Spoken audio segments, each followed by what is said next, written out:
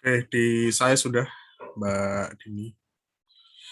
Oke, mungkin saya mulai dulu ya, teman-teman ya. Baik, selamat pagi. Assalamualaikum warahmatullahi wabarakatuh.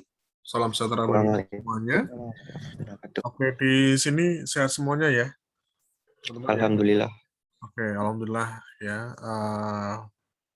Ya, terus semangat ya, semangat berproses ya. Ini apalagi mungkin sebagian besar sudah masuk ke menjelang semester akhir ya. Jadi satu semester atau mungkin dua semester lagi beberapa mungkin sudah lulus ya, jadi teman-teman harus juga menentukan langkah ke depan. Saya kira tidak hanya mempersiapkan untuk apa, untuk skripsi ya, tapi juga mempersiapkan apa yang Anda rencanakan setelah Anda lulus ya. Ini paling tidak bisa mulai dirintis, bisa mulai dirancang dari sekarang, karena memang ketika Anda sudah lulus skripsi, nanti wisuda akhirnya itu juga tidak memberikan jaminan ya, Anda akan cepat dapat kerja. Anda tetap harus bekerja keras dengan cara mempersiapkan dan memperbanyak bekal ya, dan semoga ini bisa menjadi salah satu bekal teman-teman untuk nanti masuk ke dunia kerja ya. Oke, teman-teman, jadi ini kedua kalinya saya mengajar intervensi organisasi selama masa pandemik ya. Jadi memang agak kita sesuaikan pada akhirnya untuk konsep belajar kita di intervensi organisasi. Jadi teman-teman di sini akan diuji ya, istilahnya ya, akan diuji bagaimana kemampuan teman-teman dalam mengaplikasikan ilmu di intervensi organisasi. Dan ini harapannya bisa menjadi saya kira tidak hanya untuk di mata kuliah ini saja ya, tapi ke depan ini mata kuliah yang saya kira bisa terus Anda pelajari, bisa terus Anda kembangkan, karena ada banyak beberapa materi di sini itu yang sangat berhubungan ya dengan dunia kerja nanti. Oke, ini nanti teman-teman untuk teknisnya ya, ini silakan nanti Anda presentasi dulu ya. Presentasinya singkat saja, saya kira 7 sampai 8 menit ya.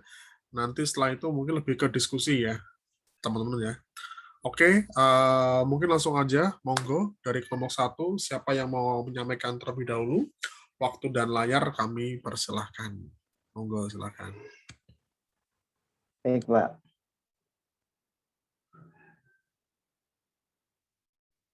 Bismillahirrahmanirrahim. Assalamualaikum warahmatullahi wabarakatuh.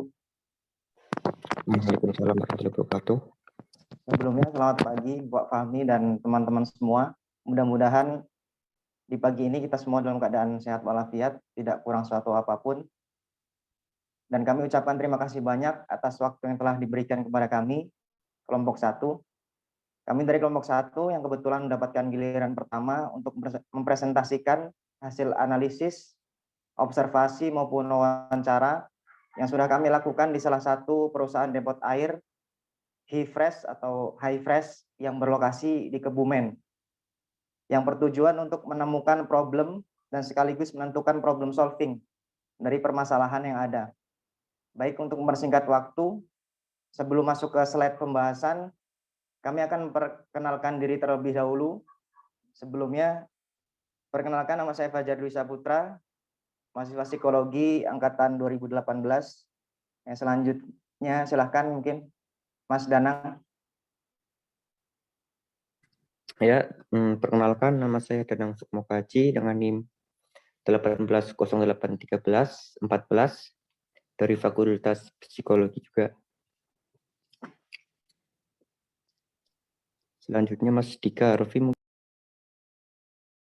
Ya, nama saya Dika Harfi, NIM 180445.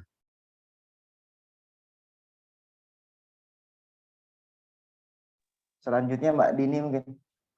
Perkenalkan, nama saya Dini Syahputri dengan NIM 18081561. Terima kasih. Mas Imam.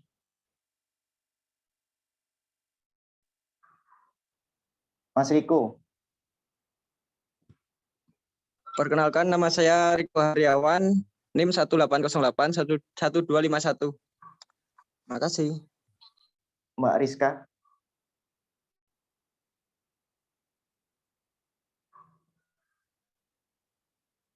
Selanjutnya Mbak Sri Adelina.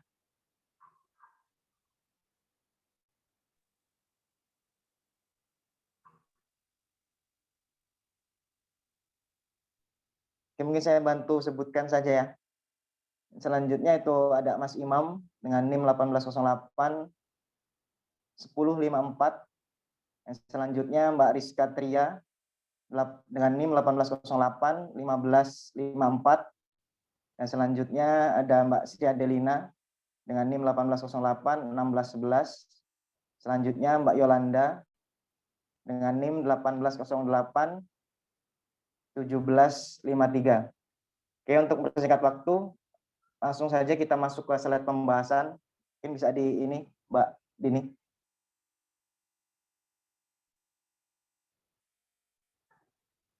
Untuk pembahasan yang pertama yaitu profil dan output dari perusahaan Depot Air Hi-Fresh.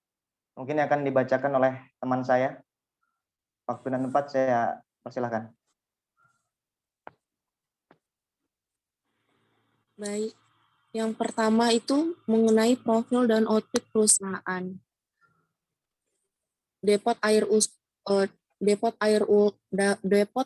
isi ulang Hi-Fresh. Depot air isi ulang ini bernama Hi-Fresh dan depot ini berdiri sejak tahun 2014. Depot ini berlokasi di Desa Kedalaman, Kulon Puring, Kabupaten Kebumen. Depot ini memiliki 5 karyawan dengan waktu kerja tiap-tiap karyawan tidak diatur secara terperinci. Waktu operasional depot dilakukan 24 jam dan untuk pendistribusian air minum dilakukan 3 kali dalam seminggu. Jadi sistem pendistribusian biasa diantarkan langsung ke rumah pelanggan ataupun pelanggan bisa langsung melakukan pengisian ke depot. Untuk menjaga kebersihan air, dilakukan penggantian filter air secara rutin. Selain itu juga dilakukan pengecekan tong air secara berkala. Dan sebelum melakukan pengisian air minum ke dalam kemasan galon dicuci terlebih dahulu melalui 3 tahap pencucian. Hal itu dilakukan untuk menjaga air minum tetap bersih. Dan untuk harga, yaitu dikenakan 5.000 per galon. Untuk selanjutnya, poin 2 yaitu masalah-masalah perusahaan akan dilanjutkan oleh teman saya.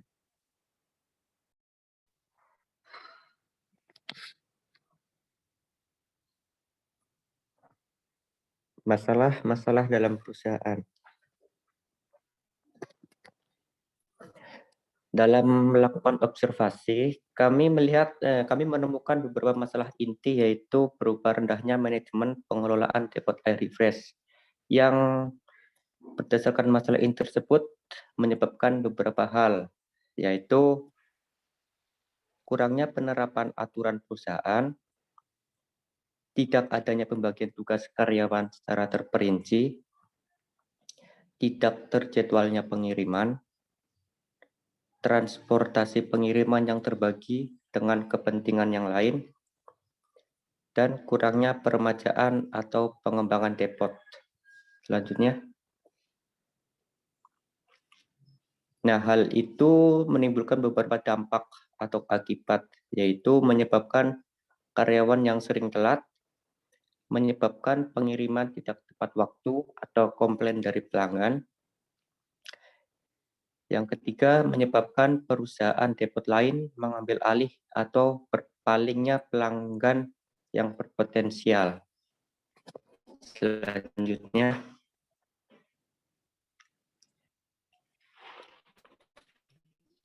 adalah alternatif intervensi yang diberikan pada perusahaan ini. Pertama, strategi intervensi yang kami gunakan untuk perusahaan ini adalah strategi struktural, strategi teknologi, dan juga strategi perilaku. Dalam strategi struktural, ini berguna untuk memodifikasi regulasi dalam perusahaan agar lebih berkembang lebih baik lagi. Lalu ada strategi teknologi. Dalam strategi teknologi kita melakukan perubahan teknologi dan akomodasi yang telah membantu perusahaan dan juga karyawan untuk menjadi lebih produktif lagi, serta menjadikan karyawan agar lebih terorganisir lebih baik. Lalu ada strategi perilaku. Strategi perilaku ini kita menekankan pada penggunaan SDM. Hal ini untuk meningkatkan semangat, motivasi, dan juga komitmen karyawan dalam perusahaan untuk meningkatkan kinerja perusahaan ini.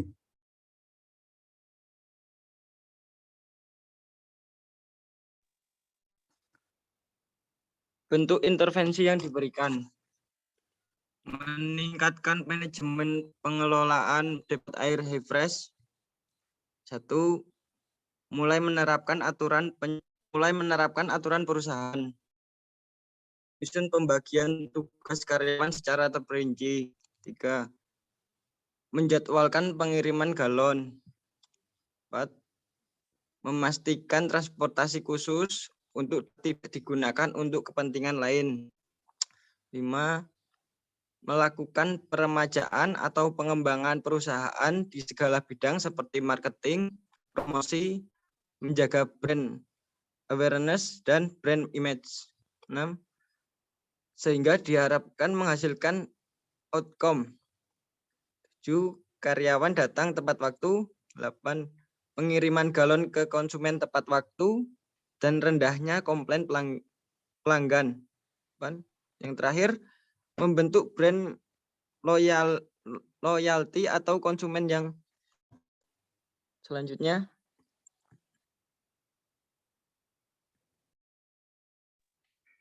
Yang terakhir, metode intervensi. Di sini, metode yang kami gunakan adalah analisis aliran atau stream analysis. Metode ini digunakan dalam penerapan rencana dan analisis perubahan struktural, teknologi, dan perilaku. Analisis aliran dimulai dari identifikasi intervensi perilaku, teknologi, dan struktural yang dapat diimplementasikan organisasi sebagai bagian dari pengembangan organisasi. Melalui proses perencanaan, intervensi dijadwalkan dari awal sampai akhir dalam waktu tertentu, dan hubungan antara intervensi ditentukan. Karena jumlah dan kompleksitas variabel, sebuah bagan dibuat untuk lebih memvisualkan strategi pengembangan organisasi. Bagan merupakan dokumen utama yang digunakan dalam analisis aliran, strategi perubahan. Bagan menunjukkan intervensi yang direncanakan dengan anak panah yang menunjukkan hubungan antara satu intervensi dengan yang lain. Terima kasih. Ya, mungkin sekian presentasi dari kelompok kami, kelompok 1. Lebih dan kurangnya kami mohon maaf. Saya kembalikan lagi ke Pak Fahmi. Oke, baik Mas Fajar dan teman-teman. Oke, jadi gini ya, mungkin teman-teman sedikit mengulang lagi untuk teknis presentasi kita. Jadi ini bagi kelompok yang belum maju, belum jatah maju, ini kan sebenarnya ada 2 pilihan ya untuk absensi. Jadi pilihannya yang pertama, itu kelompok yang belum maju bisa ngikut Zoom kelompok yang maju. Karena ini saya lihat ada sekitar 25 audiens ya. Ini pasti ada di luar kelompok 1 juga banyak nih. Nah, pilihan kedua, Anda bisa absensi lewat link YouTube yang nanti kita berikan. Jadi teknisnya nanti setelah kelompok 1 ini presentasi, ya, ini kan kita rekam ya. Nanti rekamannya kita upload di YouTube. Terus bagi yang belum hadir di Zoom itu bisa absensi melalui YouTube. Jadi ini kita berikan keluasan ke teman-teman. Kalaupun misalnya pengen langsung belajar lewat Zoom, nggak masalah, monggo silakan. Ya, ini Anda mendapatkan konsekuensi, mendapatkan absensi melalui Zoom. Tapi kalau misalnya tidak pun, nggak masalah. Tapi kewajibannya Anda harus absensi di link YouTube. Ya, begitu ya. Untuk besok-besok, monggo silakan kita kasih 2 pilihan. Oke, Mbak Dini mungkin untuk PPT-nya bisa di-scroll ke atas lagi aja. Terus satu lagi, ini bagi yang sudah bergabung, jangan lupa di-screenshot ya. Kalau misalnya nanti saya kelewat, ya. Jadi bagi teman-teman yang sudah bergabung, mungkin di kolom partisipannya itu bisa dibuka, di-screenshot, disimpan yang ada nama Anda. Ya. Oke, kita masuk ke intervensi. Jadi gini ya, ini teman-teman besok insya Allah akan banyak yang bekerja di dunia industri ya. Jadi kalau misalnya Anda kerja di dunia industri, di perusahaan, memang biasanya akan kerja di bagian HRD, teman-teman. Ya, HRD perusahaan. HRD perusahaan itu tugasnya sebenarnya sangat berat ya, karena Anda harus bertanggung jawab untuk bisa memaksimalkan potensi karyawan. Karena SDM karyawan ini kan menjadi salah satu aspek yang penting ya dalam sebuah perusahaan. Karena perusahaan itu kan banyak banget aspeknya. Ya, ada SDM, ada pimpinan, ada teknis sistem, mungkin ada fasilitasnya, ada gedungnya. Nah, SDM atau karyawan ini kalau dari sisi psikologis dianggap aspek yang paling penting dalam perkembangan sebuah perusahaan. Nah, yang bertanggung jawab siapa untuk mengolah SDM-nya? Ya, bagian HRD. Ini yang harus dipahami. Ini kalau teman-teman ada yang mengambil mata kuliah PSDM kemarin, ini pilihan sih memang ya. Kurang lebih gambarnya seperti itu ya, kalau kerja di HRD. Nah, di intervensi organisasi atau pengembangan organisasi, ini juga bisa jadi menjadi apa ya, salah satu tugas yang nanti akan Anda lakukan di perusahaan. Jadi kalau misalnya Anda kerja di HRD, bisa saja Anda diminta untuk menyelesaikan permasalahan di tingkat atau mungkin di lingkungan SDM, di mana masalah itu kalau sampai berdampak berpengaruh ke perusahaan, itu harus Anda prioritaskan untuk segera ditangani. Ya, jadi ya konsepnya seperti ada kuliah P3, ada kuliah skripsi, masing-masing tentu punya pemilihan variabel bebas tergantung punya permasalahan. Kenapa kok mengangkat permasalahan ini? Kenapa kok mengangkat VT ini? Anda yakin ini VT-nya paling penting nih, ini dianggap penting buat perusahaan ini dianggap penting buat subjek ini misalnya. Nah, di intervensi sama sebenarnya. Ya, cuma kalau di intervensi organisasi, kita memberikan solusinya. Kita ngasih intervensi, ya, diberikan solusinya. Tapi kalau di P3, di skripsi, kita menguji hipotesis untuk disesuaikan dengan teori. Ya, jadi sebenarnya konsepnya hampir sama terkait dengan pemilihan permasalahan. Oke, ini siapa aja boleh jawab ya. Ini off cam nggak apa-apa ya, kamera tertutup nggak apa-apa, tapi saya harap bisa responsif ya. Oke, ini galon ya, teman-teman ya. Ini lokasinya di Kebumen. Ini dekat lokasinya siapa di sini? Dekat rumahnya siapa? Mas Danang, Pak. Mas Danang. Oke. Saya, Pak. Ini punya sendiri atau punya tetangga, Mas Danang? Punya lebih ke saudara sih, Pak. Oh, punya saudara ya? Tapi dari Mas Danang nggak langsung mengolah ya? Enggak, sudah ada sendiri, Pak. Oke, ini siapa aja boleh jawab ya, silakan. Ya, jadi gini, kalau kita memberikan suatu intervensi organisasi, kita harus tahu dulu ya akar permasalahannya ini apa. Nah, kalau misalnya kita melihat di suatu perusahaan, ya, untuk melihat permasalahan di suatu perusahaan, kita bisa melihat output-nya dulu, atau kita bisa melihat langsung ke dalam perusahaannya. Misalnya gini, kalau ada pertanyaan, ya, ada suatu rumah makan apalah, ikan bakar, ya, rumah makan ikan bakar terletak di Sedayu misalnya. Nah, setelah 2 bulan buka, ya, ini ternyata rumah makannya nggak penuh-penuh banget. Artinya mungkin ketercapaian target penjualan tidak terlalu tinggi, malah cenderung sepi misalnya. Nah, kalau kondisi seperti itu, sebabnya kenapa? Nah, monggo, siapa aja boleh jawab. Kalau ada kondisi seperti itu, penyebabnya kenapa biasanya? Ada rumah makan ikan bakar di dekat Sedayu, udah 2 bulan, 3 bulan buka, masih sepi nih ternyata. Nah, kira-kira sebabnya kenapa? Monggo, silahkan.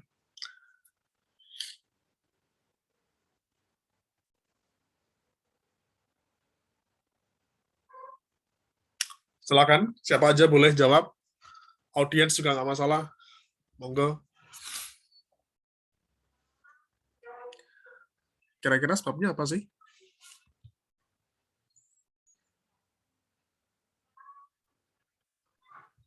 Izin menjawab, Pak. Boleh, silakan. Biasanya kalau usaha baru gitu, buka usaha baru, biasanya kurangnya branding seperti itu, Pak. Oke, Branding apalagi usaha. Mas kira-kira?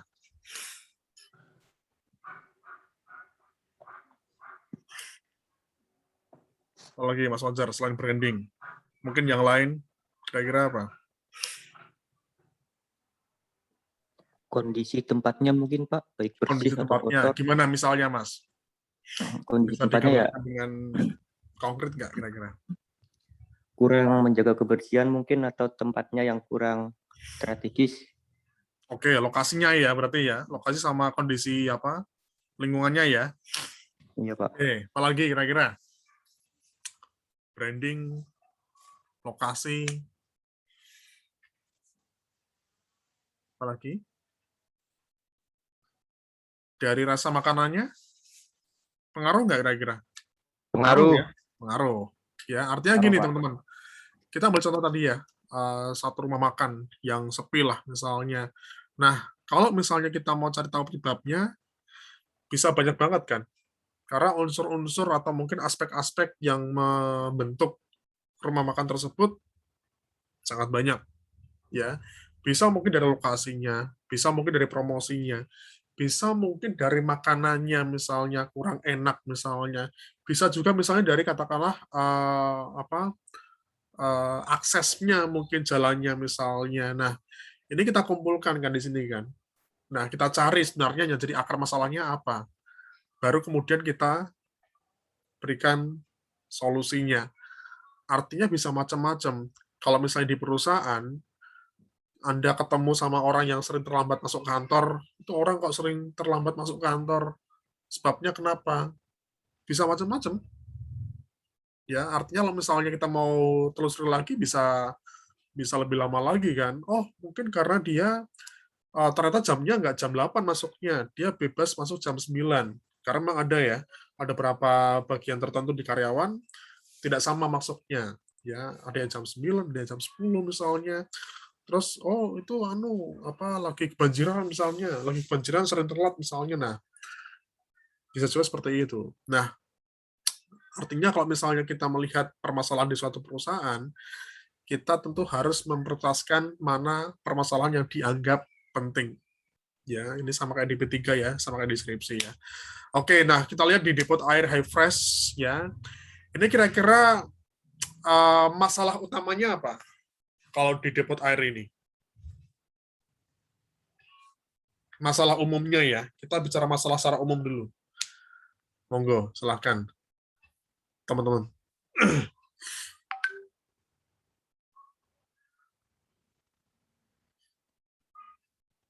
Ayo, monggo, silahkan. Kira-kira apa masalah umumnya?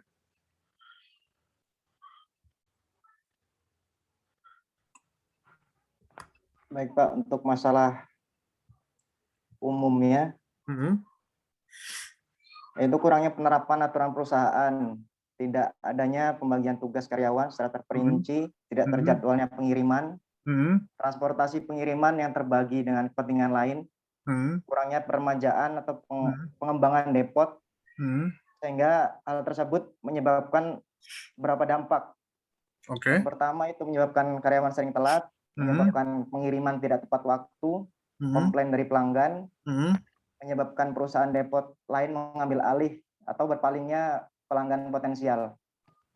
Oke, nah kalau dikatakan permasalahan umum itu kita kembali ke ya, seperti di pelajaran bahasa Indonesia ya, hubungan sebab akibat ya. Sebabnya apa, akibatnya apa, ya dampaknya apa, penyebabnya apa. Nah, kalau misalnya di depot air High Fresh ya, ini Mas Fajar aja ya nyambung ya. Ini kira-kira outputnya apa sih, Mas Fajar? Atau misalnya gini deh, ya ini mau Mas Fajar boleh, mau yang lain boleh. Kira-kira kalau misalnya teman-teman membeli ya, atau mungkin beli galon ya di depot isi ulang, kira-kira yang menjadi tanda kepuasan bagi Anda untuk terus menggunakan jasa depot air itu apa sih? Apa kira-kira? Oh, saya milihnya high fresh aja nih, bukan yang lain misalnya. Nah, kira-kira apa sih biasanya? Standarnya apa? Pelayanannya baik, habis itu Oke, tempat kondisi atau rajin gitu, Pak. oke. Kalau pelayanan seperti apa, Mas Fajar? Mungkin bisa diantar ke tempat gitu, Pak. Oke, diantar ke tempat ya. Ah, Apalagi kira-kira? Ukurannya apa biasanya? Ukuran standar kepuasan. Karena nanti pengaruhnya ke output juga nih nanti. Pelayanan ya pelayanan banyak saya kira. Ya, misalnya diantar tepat waktu misalnya. Terus apalagi kira-kira? Ini sama halnya kayak misalnya kita ke laundry ya. Ada ke laundry misalnya. Kenapa sih ke orang cenderung memilih laundry tertentu? Oh, pertama murah, ya. Kedua rapi, bersih, wangi. Terus yang keempat misalnya bisa diantar ke rumah atau kos misalnya. Terus yang kelima misalnya ini laundry-nya dipisah nih antara cowok sama cewek bajunya misalnya. Nah, itu adalah output. Nah, ini sebenarnya kalau dari kelompok 1 sudah menjabarkan semuanya, cuma mungkin kurang terstruktur ya. Artinya gini, pertama, ketika kita mau mengungkap permasalahan di depot air high fresh ya, oke, bisa di-scroll ke slide ketiga atau keempat, mungkin silakan sekaligus saya tunjukkan ya. Terus, nah, oke sebelum ini ya. Oke, nah ini adalah output-nya ya, teman-teman ya. Ini permasalahan umumnya. Jadi ketika kita melihat suatu perusahaan, tentu kita harus tahu dulu hasilnya apa dari perusahaan itu. Jadi tentu setiap perusahaan beda-beda ya, istilahnya output-nya ya. Ya pabrik genteng misalnya. Pabrik genteng tentu output-nya menghasilkan genteng yang bagus dan banyak dalam waktu tertentu misalnya. Terus misalnya Anda pakai Gojek, pakai Grab misalnya, output-nya apa? Ya, datang tepat waktu. Terus nyetirnya nggak ugal-ugalan, ya, cepat tapi nggak ugal-ugalan misalnya. Terus drivernya ramah misalnya, menawarkan sesuatu misalnya. Nah, itu ukurannya. Nah, kalau misalnya dilihat dari kelompok 1, oke, pertama, menyebabkan karyawan sering telat. Yang kedua, menyebabkan pengiriman tidak tepat waktu atau komplain dari pelanggan. Yang ketiga, menyebabkan perusahaan depot lain mengambil alih atau berpalingnya pelanggan potensial. Nah, kalau dari yang disampaikan kelompok 1, mungkin yang lebih cenderung ke permasalahan umum adalah poin 2 dan 3 ya. Karena kalau yang karyawan telat, itu lebih ke sebab, bukan akibat, bukan dampak. Karena tentu, kalau misalnya karyawan sering telat, itu ada dampak lagi kan di sana kan. Tapi jelas, ketika misalnya pengiriman tidak tepat waktu, ada komplain, ada dampak di sini. Ya, artinya konsumen mungkin besok nggak mau pakai lagi jasanya depot Aqua ini misalnya. Dia akan pakai jasa yang lain. Efeknya apa? Ya pengeluarannya kan, pemasukannya semakin menurun. Nah, itu yang diarahkan dulu ya, kelompok 1 ya. Jadi, kalau misalnya kita melihat suatu perusahaan, kita harus tahu dulu hasilnya apa. Nah, misalnya gini, tadi yang disampaikan kelompok 1 banyak ya untuk alternatifnya ya. Jadi sebenarnya kalau di prinsipnya intervensi organisasi, seorang konsultan itu memang ketika memberikan alternatif intervensi itu banyak nggak masalah. Cuma biasanya ada skala prioritas mana yang harus diselesaikan terlebih dahulu, mana yang menjadi hal yang penting dulu untuk diberikan intervensi. Nah, misalnya ini, menyebabkan pengiriman tidak tepat waktu, ya. Kemudian ada komplain dari pelanggan, ya, karena mungkin istilahnya pelanggan agak kecewa ya. Ini harusnya jam 2 diantar nih. Ternyata jam 4 baru diantar. Kemudian pada akhirnya menyebabkan konsumen berpaling ke tempat yang lainnya. Nah, inilah yang nanti akan dijadikan patokan dulu. Ya, ini diketahui depot air minum isi ulang ini tidak tepat waktu kalau ngirim ke konsumen. Nah, ini baru kemudian ditelusuri. Nah, coba saya lihat di slide sebelumnya. Nah, ini adalah masalah intinya. Ini benar sebenarnya, ya, akar masalahnya. Tapi ketika Anda mengungkap masalah inti, ketika Anda mengungkap permasalahan akar permasalahannya, kan kita harus berpatokan dulu kan sama outputnya tadi. Ya, oh ini apa misalnya tidak diantar tepat waktu misalnya sehingga konsumen komplain. Nah, kalau misalnya dari output tadi, ini monggo ya, siapa aja boleh jawab ya. Ini waktu Anda untuk bisa menunjukkan kemampuan Anda. Jadi ketika sudah menentukan outputnya, kita kemudian di breakdown ke bawah. Ya, kira-kira penyebabnya apa sih? Nah, ini ada 4 poin ya. Ada 5 poin ya. Pertama, kurangnya penerapan aturan perusahaan. Yang kedua, tidak adanya pembagian tugas secara rinci. Yang ketiga, tidak terjadwalnya pengiriman. Yang keempat, transportasi pengiriman yang terbagi dengan kepentingan lain. Yang kelima, kurangnya permajaan atau pengembangan depot. Nah, misalnya dari 5 masalah inti ini, kira-kira yang paling menyebabkan kenapa kok sampai mengantarkan ke konsumen terlambat, atau terlambat, yang bikin telat, itu yang mana? Nah, monggo, silakan. Kira-kira penyebabnya apa sih? Kenapa kok sampai terlambat ya ngirim air ke konsumen? Nah, monggo, silakan. Siapa yang mau menjawab?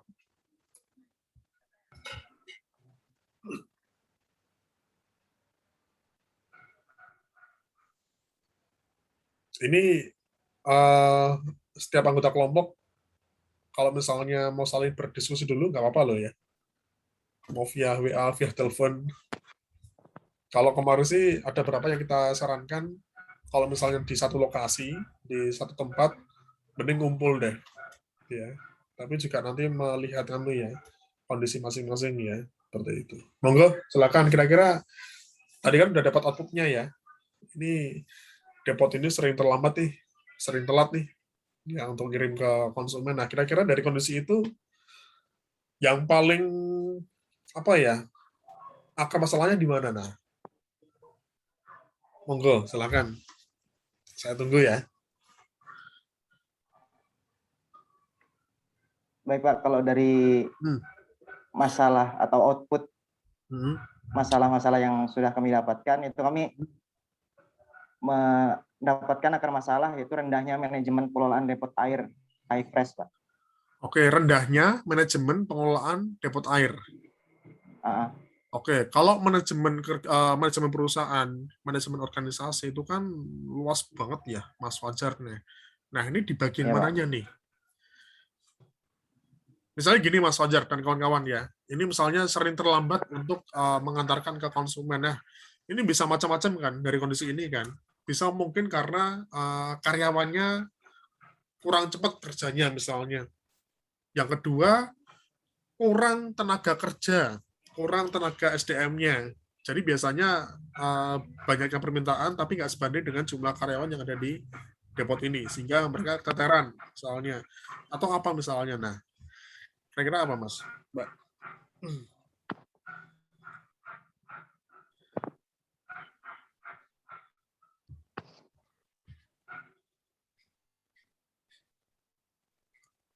Ada yang bisa menjawab? Silahkan.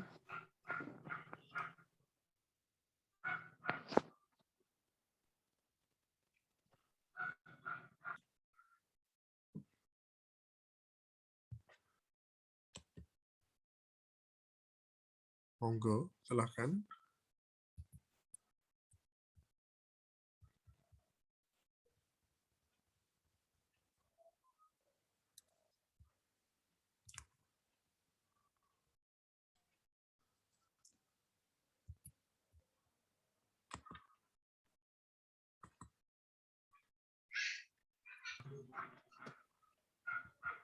Penerapan aturan yang kurang ditekankan mungkin, Pak. Aturannya? Iya, Pak. Oke.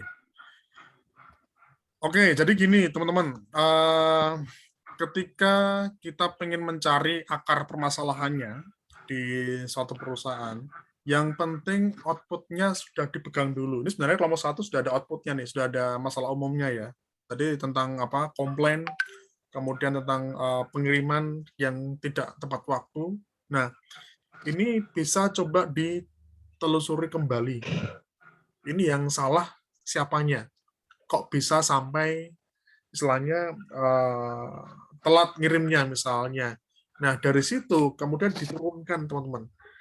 Kalau misalnya kemarin sempat saya share ya, pakai model six box ya, itu bisa macam-macam kan. Bisa mungkin karena hubungan karyawannya, bisa karena pimpinannya yang kurang memberikan arahan misalnya, atau mungkin tidak ada pembagian tugas yang jelas misalnya, atau fasilitas misalnya, atau mungkin gajinya yang kurang sehingga karyawan nggak termotivasi untuk kerja misalnya. Nah, itu dilihat kira-kira yang paling bermasalah yang mana.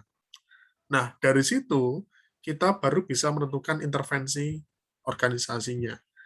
Oke, saya pengen coba ke slide 2 slide terakhir ya. Bisa di scroll ke bawah. Nah, ini oke, stop. Nah, ini adalah intervensi yang ditawarkan oleh kelompok 1. Ini banyak sekali ya. Ada 3 bidang intervensi. Nah, untuk menentukan atau mungkin untuk memilih intervensi yang tepat, ini teman-teman pilih satu saja ya. Kira-kira intervensi yang tepat yang menjadi prioritas untuk segera dibenahi itu yang mana? Misalnya tadi ya, ya kita patokannya lebih ke dulu ya, lebih ke output-nya dulu ya. Output-nya dari awal. Ini masalah umumnya seperti ini. Kayak tadi misalnya, gampangannya kayak rumah makan misalnya. Oh, rumah makannya sepi nih, nggak ada pengunjung. Nah, dilihat dong, nih yang bikin salah apa? Yang bikin sepi apa rumah makannya? Pelayanannya, makanannya yang kurang enak, ya, atau mungkin dari lokasinya, atau apanya. Ditelusuri di situ. Oh, ternyata makanannya yang kurang enak. Loh, makanan yang kurang enak kok bisa? Ditelusuri lagi. Oh, ternyata yang masak, kokinya, itu kurang memiliki kompetensi dalam memasak. Misalnya kayak gitu. Baru kemudian diberikan intervensi. Udah, dikasih pelatihan. Atau mungkin next time kita merekrut koki sesuai dengan job desk sama job spec yang berlaku. Jadi, teman-teman nantinya untuk menentukan intervensi yang diberikan, ya itu cukup satu saja yang sekiranya bisa memberikan solusi atas akar permasalahan yang terjadi. Oke, sampai di sini dulu. Ada yang mau ditanyakan nggak? Ini nggak hanya kelompok 1, monggo silakan. Kalau ada audiens yang mau ditanyakan, monggo.